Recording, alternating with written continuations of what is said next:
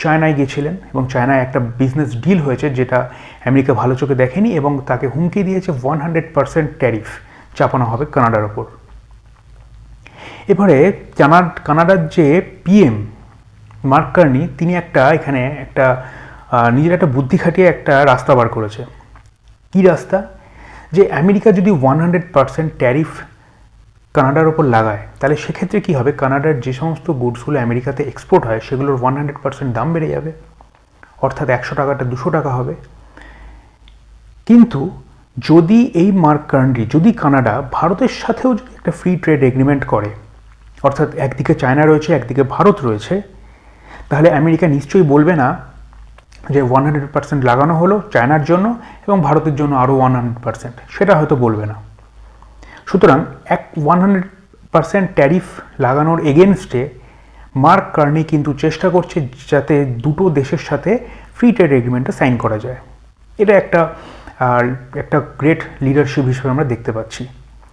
এবং বলে রাখি, ভারত এবং কানাডার মধ্যে সম্পর্ক কিন্তু যথেষ্ট খারাপ হয়েছিল এবং আমি আগে এই বিষয়টা নিয়ে আলোচনা করেছিলাম যে জাস্টিন ট্রুডো যতদিন কানাডায় রয়েছে ততদিন ভারতের সাথে হয়তো সম্পর্ক খুবই খারাপ হয়েছে, কিন্তু যতক্ষণ জাস্টিন ট্রুডো থাকবে ততক্ষণই খারাপ থাকবে। জাস্টিন ট্রুডো চলে যাওয়ার পর যখন মার্ক কার্নি এসছে তার পিএমের গদিতে, তখন থেকে আমরা দেখতে পাচ্ছি কিন্তু ভারত আর কানাডার মধ্যে সেই যে সম্পর্কের শিথিলতা কিন্তু সেরকম আর নেই, সেটা কিন্তু অনেক স্ট্রং হয়েছে।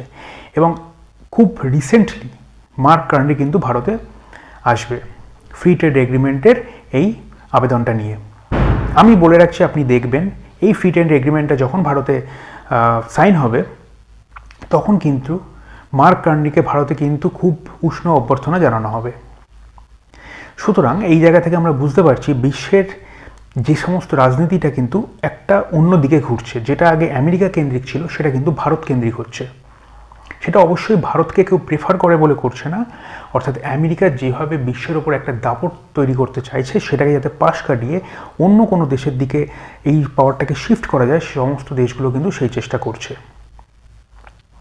এরপরে আরেকজনের কথা বলে রাখি, তার নাম হচ্ছে টেড ক্রুজ। এই টেড ক্রুজকে আমেরিকায় যে সমস্ত ইনভেস্টাররা আসে, এই বিষয়টা খুব ক্রুশিয়াল এবং খুব ইম্পর্টেন্ট। আমেরিকায় যে সমস্ত ইনভেস্টাররা আসে ইনভেস্টমেন্টের জন্য, এই টেড ক্রুজ কিন্তু তাদের সাথে ডিল করে আমেরিকার ইনভেস্টমেন্ট নিয়ে। এবং এই সমস্ত ইনভেস্টার যারা রয়েছে তারা কিন্তু একটা বারবার প্রশ্ন করছে যে ভারত এত বড় একটা অর্থনীতির দেশ, ভারতের ওপর যদি 50% ট্যারিফ